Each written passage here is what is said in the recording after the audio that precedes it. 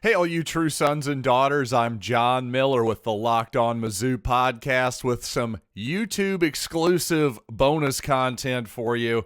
This time, the Missouri and Georgia film study. Yes, if you've been with me before, you know how this works. If you're a newbie, we're just going to go chronological order here.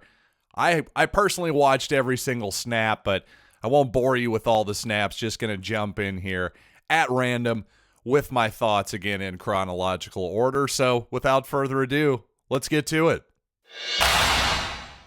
All right, Georgia's second offensive snap here. Just wanted to point out Christian Williams, number 92, standing up here. You'll see him get down into a three-point stance here in the A gap. Georgia just thinks, we can just block him with a center one-on-one.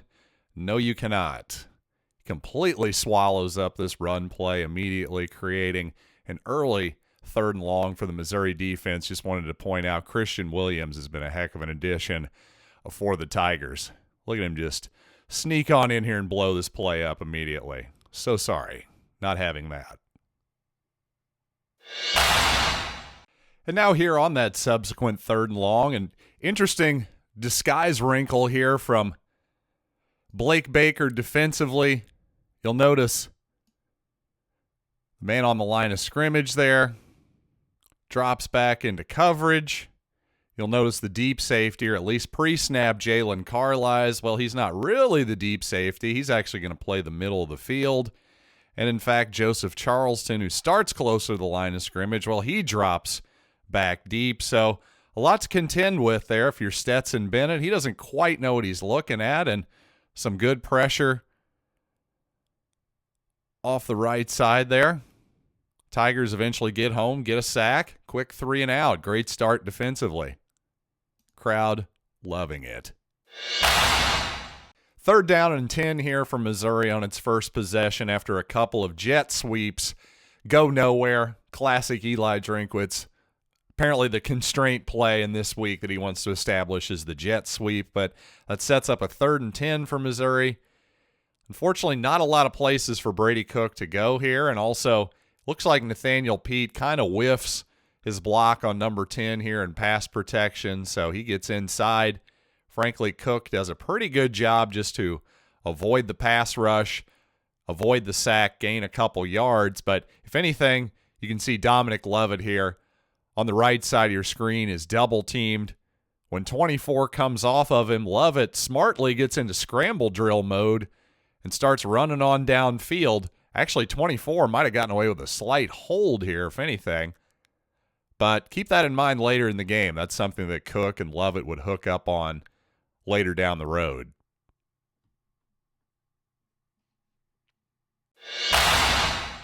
Now, this is first quarter here, obviously, but in the 4th quarter, this is the type of run play that Georgia would really start making its money on.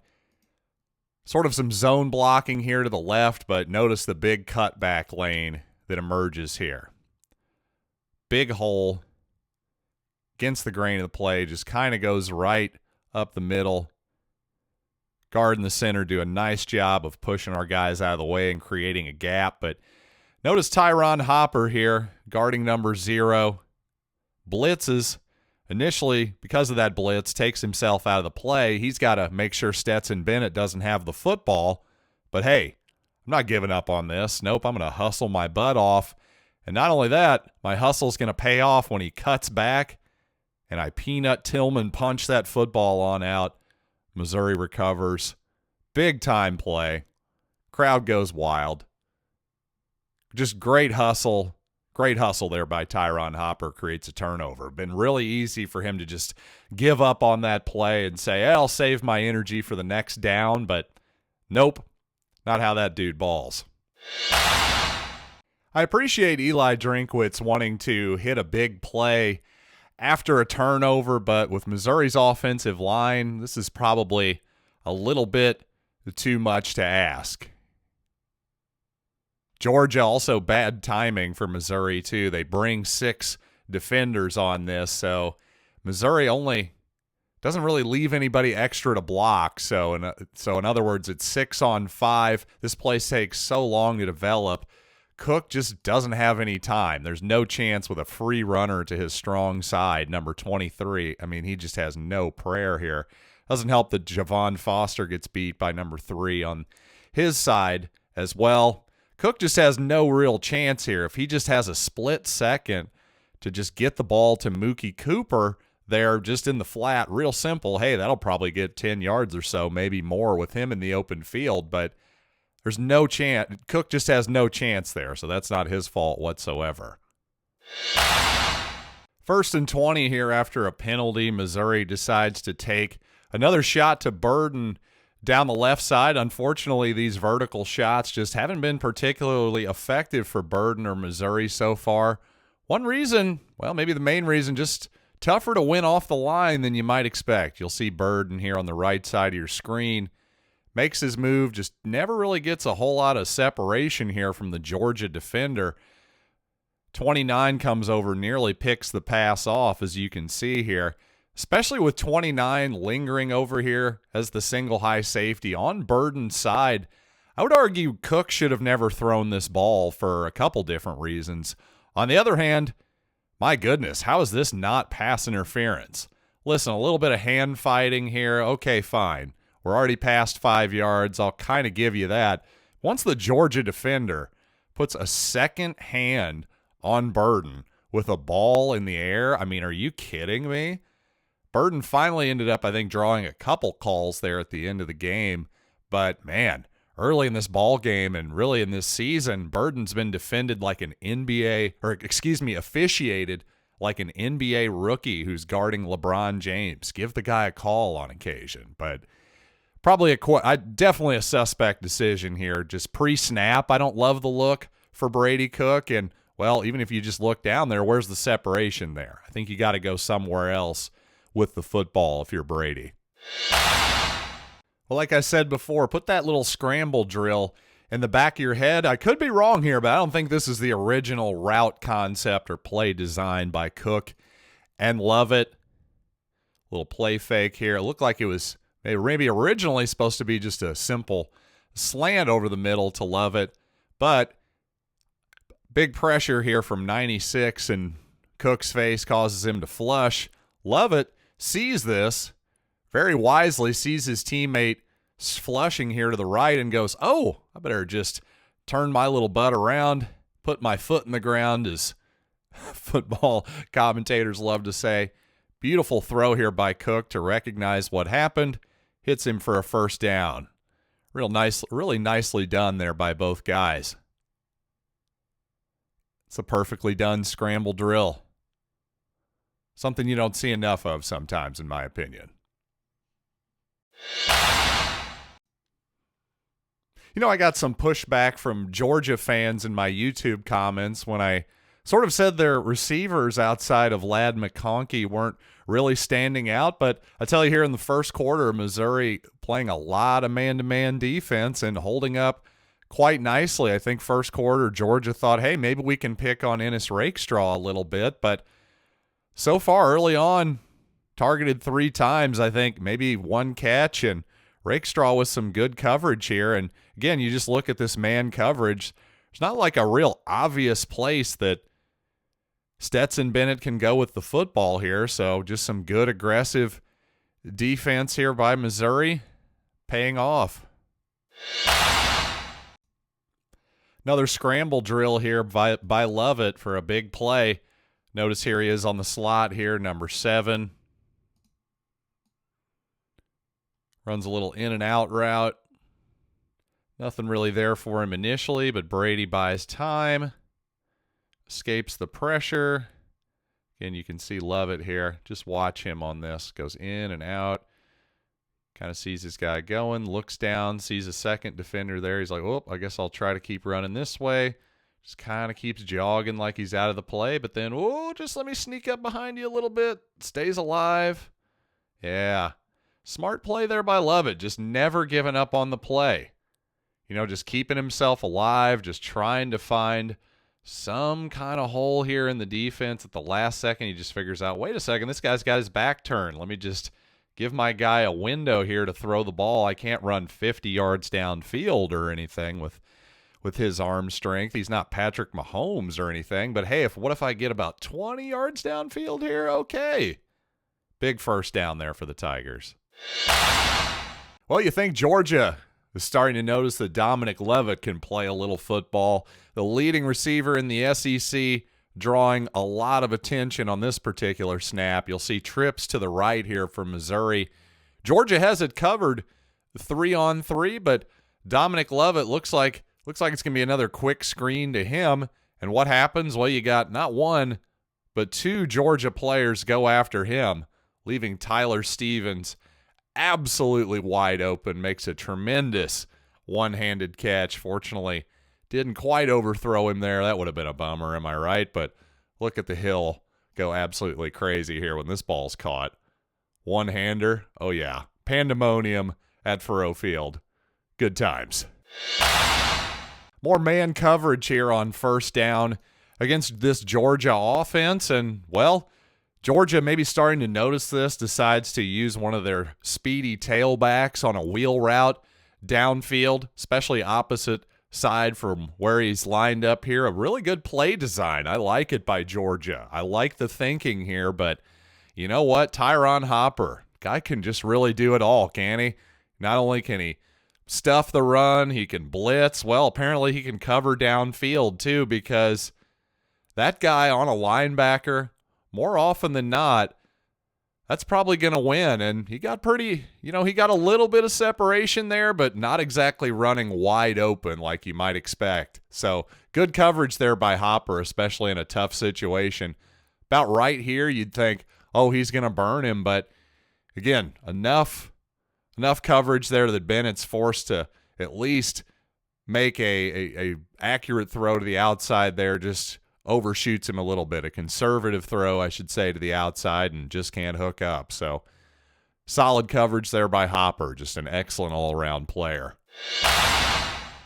Well, after a nice play design here, which I won't show, Barrett Bannister picks up a first down for Missouri. This is after Georgia turned the ball over on a fumbled handoff. And, well, of course, I complained about Missouri just having too many plays that, of course, lost yardage on first down, but sometimes just taking too long to develop, especially these reverse-type plays. Well, to be fair, this may have just been bad execution here by Missouri, or perhaps bad play design. You tell me. Now, as we watch this play develop here, of course, hands it off to the right. Now Leavitt comes back here to the left. He's got the football, and actually, this play should work. If you really look at it right here, it's like, wait a second, hey, it's 3-on-2. Shouldn't he score here almost, until you realize, wait a second, one of the blockers here is Brady Cook. Boy, if only Javon would have just taken that man right there, because you're just asking a heck of a lot for your quarterback to hold a block. Okay, he gets in his way here. Hey, good enough, right? But now he's got to go outside, and the defender does a good job of just making him go outside, by the way, setting the edge. This play loses 7 or 8 yards for Missouri. Just a drive-killing kind of play. Again, if you just plow forward and hand it off for a couple yards, nobody's going to brag about that, but at least you're not losing 8 yards. These plays are killer on first down. But again, the play design here, shouldn't it be for, I don't know if Foster takes too long to get outside here and he just sees, but Foster ends up blocking absolutely nobody. He's your best offensive lineman. Doesn't he have to take this guy? That's all I'm saying. If he takes that guy, he probably puts him on the ground, and Cook can just run free and sort of get in the way of the next guy. Anyway, that's my thought on that play. In theory, this should have worked. Again, it's 3-on-2 right here. Leavitt's got the ball. We should go. But again, if Foster's blocking no one and you're counting on Brady Cook to hold the key block instead, well, that doesn't make a whole lot of sense, does it? As I said just a few plays ago, Missouri got the first down on a Barrett Bannister completion. Well, he basically lined up as a tight end. And one thing I've noticed here, if Missouri lines up a wide receiver, especially one of your smaller guys like Mookie Cooper, which we'll see here, or Barrett Bannister, they're almost certainly going to throw it to him. At least that's the first option. Certainly what you see here again, same action that they used with Barrett Bannister. You have sort of jet sweep going the opposite way. You see Mookie Cooper here lined up on the left side as essentially a tight end, but obviously he's not going to be a lead blocker. No, he's going to sprint the opposite way against the flow of that jet sweep. Missouri gets him the ball here, but 2nd and 19, picks up a few yards, nothing crazy, but just that's something I've really noticed here. If I was an opponent, I'd be going, seems like anytime they line up one of those little slot guys there, they're just going to have him go the opposite way against the flow of the play and just dump it off to him in the flat. So maybe if you're Missouri, have some kind of counter off of that could maybe hit for big yardage. 3rd and 10 here for the Dogs. What's Missouri going to do? Well, Blake Baker, more aggressive man-to-man defense here. Jelani Williams, I guess you got Charleston and Williams kind of too high, but only about 10 yards off the line of scrimmage. You see good aggressive man-to-man once again. Dogs do get the completion here against Rakestraw. Pretty good coverage, though. Just good timing, good throw, good route. Give the Dogs credit here. I mean, that's good coverage by Missouri for the most part. Really, the in-breaking route on the left side of the screen was much more open, but clearly Bennett knew where he was going. He picked up the first down. Folks, I know number 75, Mitch Walters, made a couple big penalties in this ball game, but let's give him a little credit, too, on that big Cody Schrader run. I believe it was 63 yards officially in the stat book. Look at 75 here with an excellent cut block on the nose tackle. This outside zone play here just knocks him right to the ground, creates a huge cutback lane there for Cody Schrader. And he almost goes all the way. Boy, he just needed another yard. So close and yet so far. Definitely the theme of this football game. Here's a good example of why having just even a moderately mobile quarterback is so important. Listen, nobody's going to mistake Stetson Bennett for Brad Smith anytime, but you can see on this play that his mobility really comes into play here. Watch Martez Manuel starting to sneak up here. Ooh, he's blitzing, isn't he? Sneaking. Times it well. Decides, you know what? I can't quite get to the outside of the tackle here, so I'm going to go up inside. Ooh, look at that gap. Oh, I'm going to kill him. But Bennett sees it, makes Manuel miss.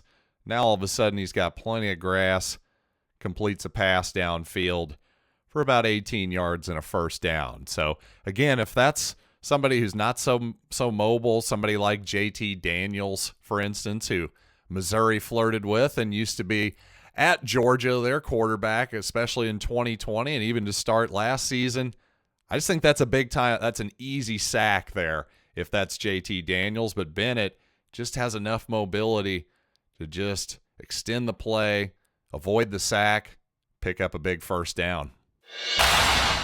Fear not, folks. I'm not about to show you a field goal attempt. No, this is the fake. And if you watch what happens here, really easy, simple fake, or just a very straightforward play here. Bennett just takes the ball as the holder here and just says, well, let's run it on forward this way. Obviously, there is a gap here. Basically, there's an option play. They try to make you think, oh, Bennett could pitch it to the to the kicker. I've been watching too much soccer, clearly. But no, in theory, Bennett can pitch it to the kicker here, but he never even looks at him. Unfortunately, as you can see here, Ennis Rakestraw has the place kicker. He's got the pitch man. If Jalen Carr lies, if he doesn't step to the left and worry about the guy on the outside, again, the place kicker, if he just instead attacks Stetson Bennett right here and forces him to pitch the football, well, that play is probably dead. But unfortunately, Georgia obviously picks up the first down here. Ultimately, though, it does settle for a field goal, so some more good red zone defense by Missouri here in the first half. This is probably a touchdown here if not for Isaiah McGuire's excellent defense here. Look at him on the right side of the defensive line, number 9. Just completely whips the Georgia left tackle and gets between the left guard, who really doesn't have anybody to block too, so he attempts to help out. Well, he gets between both guys here. Watch the route here by Brock Bowers. It's a stick and nod. A good red zone route, one you see a lot in the NFL with somebody like Travis Kelce on occasion, but does take, he needed another tick to get this ball to Bowers, who does come open here. You throw that up high, get a little time to step into it. That's almost certainly a touchdown.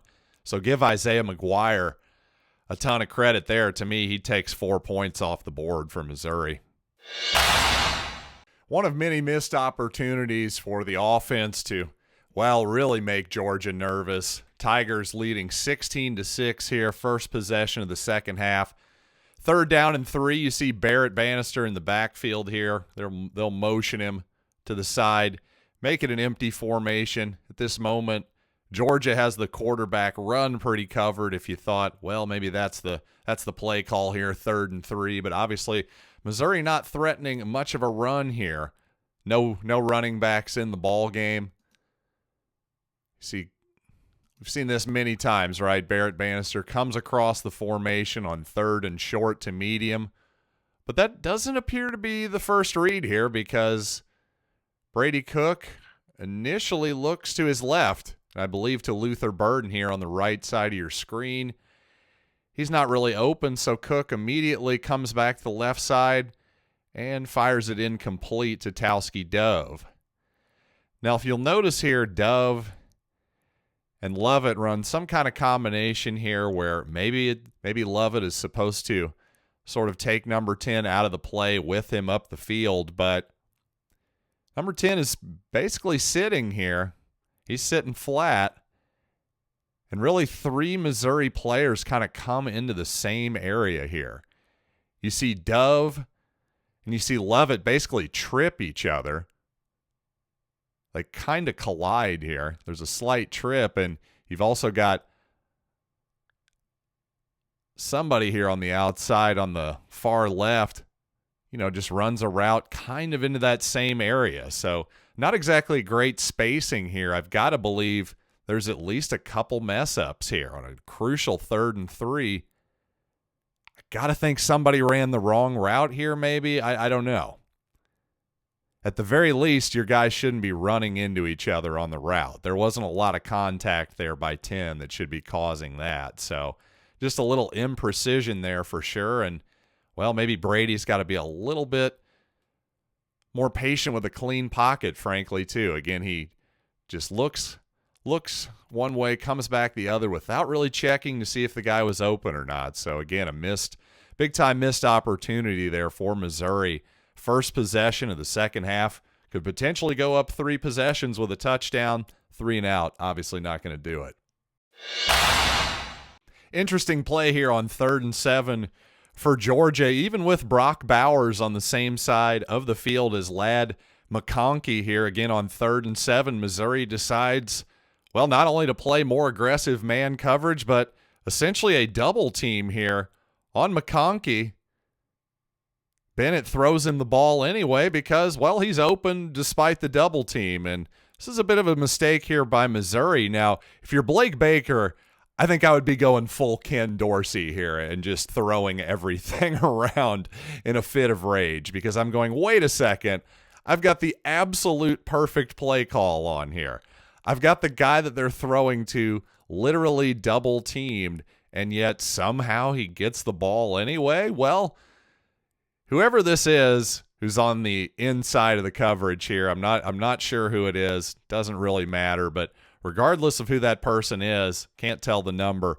You've got to help over the top. For the love of God, undercut the route. Play underneath. See, that's what you do on double teams, folks. One guy goes over the top, another guy goes underneath, especially on an out route like that. That's really kind of inexcusable. Again, if I'm Blake Baker, I'm not too thrilled with my execution of a perfectly called play there. So So it's 16-9 now with about 5 minutes and 45 seconds left. And at this point, Georgia just not respecting Missouri's deep game at all. Now, technically, there's a couple deep safeties here, but they're not particularly deep. They're about 10 yards off the line of scrimmage. And you'll notice the one on the left here. Mookie Cooper, by the way, is on the far left of your screen here. You notice the one safety, Mookie takes off, by the way, without any jam whatsoever. And again, not respecting the Missouri deep game at all. 24 for Georgia. Just kind of sits there. He's looking at the line of scrimmage, and, well, there's no help back there whatsoever. It's a pretty easy pitch and catch there for Mookie and Brady Cook. He just couldn't be more open, and there you go. In fact, if Brady gets that ball a little bit more out in front of him, that's probably a touchdown. Nevertheless, ball is slightly underthrown, but Cooper makes an adjustment, and the relatively short man makes a nice play on the ball there, goes up and gets it. So one of the best plays of his career as a Tiger for sure. I actually thought about including the previous snap here because if Brady Cook had held the ball a little longer, well, Mookie Cooper might have been coming open on that snap as well. But here, this one, I do think this really shows Cooper was starting to make his impact felt. And also, going forward, there's something here for Missouri. He isn't just some hyped guy. You'll see Cooper here on the left side of your screen in the slot. Watch this route he runs on 24 to get open here. Hello. Again, that's a touchdown right there. If Cook sees that, that's a touchdown. Not even trying to pick on Brady here. I'm just saying he does lock on to Burden here a little bit. Again, runs a hitch. Burden just not getting a lot of separation here. In general, Cooper just makes one little move here. 24 may have even grabbed him here, honestly. This may be a holding penalty that they missed. I mean, he was basically thinking, I mean, that just shows you 24 was going, uh-oh, I'm burnt. I'm burnt like grandma's toast here. Probably should have been a flag, and certainly, boy, that's one you'd like to have back as another option if you're Brady Cook. But I think if you're, more importantly, just moving forward, if you're a Missouri coach here, you've got to be saying, now, wait a second, we got to get this Cooper guy a little bit more involved. He's making stuff happen here against Georgia. Now, this is the rather mysterious to me Martez Manuel penalty, which they called a low block, an illegal low block, and a 15-yard penalty. I'm sorry, I didn't know that defenders blocked. I thought defenders tackled. But let's see what actually happens here. You'll see Manuel here on the right side of the offensive line. Yes, there's a pulling lineman there, and Martez Manuel indeed goes low on him, takes him out at the legs. By the way, he sees him coming here. What exactly is wrong with that? As an offensive lineman, if you're allowed to cut block, why am I as a defender not allowed to do that? I'll be honest, I don't even know that that's a rule. Somebody confirmed to me that that's actually something you can't do. And if that is a rule, that's a dumb rule. If an offensive lineman can cut block, then why can't you do this as a defender? That's just utterly bizarre to me. I've never seen anything like that, and I saw a lot of other people on the Mizzou beat remark that they've never heard that particular call either. So somebody give me an explanation here. Why is this a penalty? In a world where offensive linemen can cut block, God forbid some 210-pound defender takes his legs out? That's insanity. Subsequently, Georgia hits a big play to its other really excellent tight end, Washington, number 0 here on the right side. So they decide to go right back to him. But, hey, aggressive defense once again for Missouri. They're just not giving Georgia enough time to do the things that they want to do. They're tired. They're definitely not just sitting back and waiting for them to do some RPO type thing or whatever. Nope. This guy on the outside is a coming right for you, Stetson Bennett. Trajan Jeffcoat, I believe. Regardless, yeah, again, just Missouri brings 1, 2, 3, 4, 5, 6, possibly 7 guys there to the line of scrimmage. So, yeah, again, Bennett just doesn't have enough time to make that play happen. Naturally, they let the 280-pound tight end shove off our smaller guy there. No big deal, but good incompletion. Let's move on to the next snap. 1st and 10 here for Missouri, leading by 7 with 2:15 here left in the third quarter. It's a big mistake here by Brady Cook to lose yardage. I can't blame this on Drinkwitz or the play calling. This is just a bad decision here by Brady Cook. This is either some type of run-pass option. Now, first of all, if there was a run element to this, well, the timing of it was thrown off by a bad snap. I'll give Brady that. So if he had that option, and frankly, if you see how the defender here, the unblocked defender there, number 4 perhaps, maybe number 1, it looks like number 4, how he plays this, he just stays at home. He's not attacking the line of scrimmage at all. Well, that's a good time to hand the ball off. But number 2, if you're not going to hand it off, you got to throw that right now. Because look, on the outside, this is a screen play that's set up for the motion defender here, presumably. Well, you can throw it to him. What you can't do is take a sack here. You can throw it over his head out of bounds, too. I'm okay with that. You just can't take a sack here. That's just a bad play, especially on a play that's supposed to come out of your hands quickly, but, frankly, the snap kind of threw the timing of the whole thing off. That probably hurt it as much as anything, but if you're Cook, boy, and you see that guy there, if handing it off's not an option there, at the very least, this is the time, hey, sling that thing as hard as you can out of bounds over your guy's head, because what you can't do is lose that many yardage, as Missouri has just done too many times this year on first down. Okay, again, I've maybe owe Eli Drinkwitz a slight apology. Again, this double reverse screen pass action is actually set up pretty well, but once again, Javon Foster is out looking for somebody to block once again, and I can't blame the play design on this one.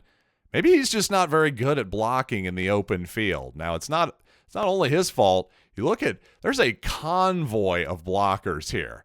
Number 90 for Georgia does a good job of getting to the edge and at least making the player cut back inside here.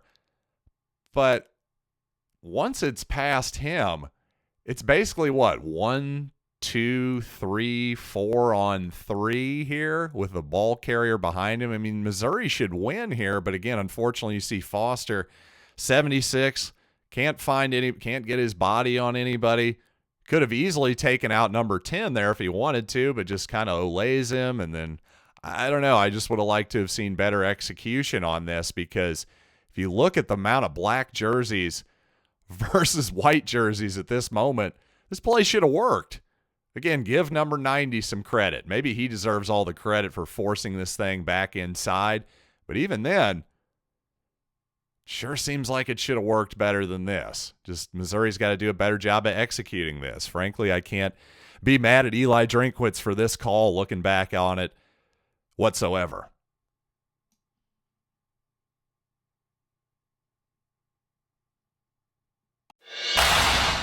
Listen, I hate to beat a dead horse here, but I just love good aggressive defense, and it pays off here once again. Tyron Hopper times the blitz perfectly here. Gets right in Stetson Bennett's grill, unblocked, causes this ball to fall incomplete. And obviously you see why Georgia keeps going back to, hey, let's try to throw it deep downfield here to Brock Bowers. Hell, he wins off the line here against Carlisle. He's got, with his body and his athleticism, he's got a great chance to win at the point of attack there if you throw it up in the air. But again, that ball's not even close. And in fact, it's more close to Joseph Charleston as it is to Brock Bowers. So yeah, this is what pressure can do, people. I just love the aggression here, especially since it was working in this game. Just stick with it. Really, really good game here by Blake Baker. You know, in a game with a ton of what ifs, I had sort of forgotten about this one. Damian Wilson nearly gets the interception here. Of course, he's in for the injured Chad Bailey. Wilson just kind of lurking around the line of scrimmage. Pops back up under this route here, under the intended receiver. Ball nearly intercepted. Maybe just a little bit high here. Not trying to blame the guy or anything. Oh, so close, so close, so close. So what happens here, it would appear to me, man-to-man defense here, Damian Wilson has the running back. He just sees last second, oh, my guy is sticking into block. Not enough time for me to rush, so hey, I'll just drop back into coverage here, undercut this route, and ooh, man, great instincts here by Damian Wilson. Nearly pays off with a huge, huge turnover. I mean, my goodness, if he throws it right to him here, who's going to tackle him? Maybe this guy here on the right side, if somebody can just throw a block there, he might be gone. That's how close that was to a game-changing play. With Missouri still up 10, by the way, here early in the fourth quarter. If he catches that, I mean, does Missouri lose? Probably not. In a way, I like the aggression of this play here by Missouri because they're trying to get Mookie Cooper the ball again without Lovett in this half. He's been probably the most impressive, definitely the most impressive Missouri receiver in terms of getting open down the field. So a play action fake here. They're going to take a shot. But unfortunately, while 24 there does kind of bite on this initially, does a really good job of just sprinting, getting back into the play. And unfortunately, Cook throws it so far inside that Cooper has to come back to it. Kind of leads him back into 24 there. Arguably, if you want to look at Barrett Bannister here in the right slot, you could have just taken probably the easy money route there. Perhaps. You know what? Cook also takes a shot there from number 2 from Georgia. That probably causes this ball to be a little bit underthrown. Perhaps if he's able to just step into this, that ball does get over number 24's head, and my questions about the placement don't really matter all that much because Cooper definitely had to come back to it here.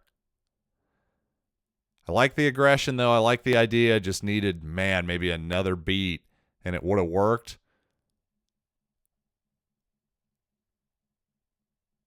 Cook showed fairly good arm strength on this ball, considering he couldn't quite fully step into it. And, of course, I got to include one of the critical plays of the game here with about 9.5 minutes left. It's 3rd and 7. Missouri completes a little skinny post, slant, something like that. Over to Barrett Bannister. Looks like a huge first down. If the Tigers can get a touchdown here, it's going to be really tough for the Dogs to win. But as you can see here, watch the right guard, 75. They call hands to the face, and, yeah, no doubt. Grabs his face mask, turns his head around. That's a penalty, ladies and gentlemen. Now it's 3rd and 22. Got to be the time that the Dogs will bite on a double move, right? Yeah, not so much. Not sure why anyone would expect the Dogs to bite on 3rd and 22 in the fourth quarter. Like, oh, yeah, I'm definitely going to crash real hard on this. That was desperation, but to be fair, any 3rd and 22 call is. So really the reason I showed you that double move on 3rd and 22 was because I knew Missouri ran another one on 1st and 10 on its last offensive possession, or at least the last critical one, that's for sure. Cook initially looks to his left, kind of does the same double move concept, but never even really looks toward Dove, and then just throws it back to Burden's side, who once again doesn't really get a whole lot of separation. Interesting, if you're going to go to Burden and try the double move thing, why not actually look to his side first? But I don't know. Just don't know that I love that concept there, although in retrospect, if you look at Mookie Cooper, if you're just curious, actually he's the one who comes open here. He has a little stop and go too. Gets shoved, by the way, more than 5 yards down the field. That should be a penalty. The ball is snapped from the 25. He gets shoved at about the 31 or 32. That's definitely illegal contact, but boy, if Cook could have just seen that. Cooper again comes open over the middle of the field. Again, that's just something I would watch if I'm Missouri in the coming weeks here. Use Cooper as a weapon there, perhaps. Well, it wasn't just Burden. The officials were really letting the defensive backs play in this ball game. Look at the handful of jersey here right before Barrett Bannister can get to that pass. Probably too high anyway, to be honest with you, but regardless, that should be defensive holding. Uncatchable ball for PI, but again, doesn't matter. That's defensive holding. You can't grab the back of the guy's jersey there. That's absolutely ridiculous, but of course, Missouri can't get a call.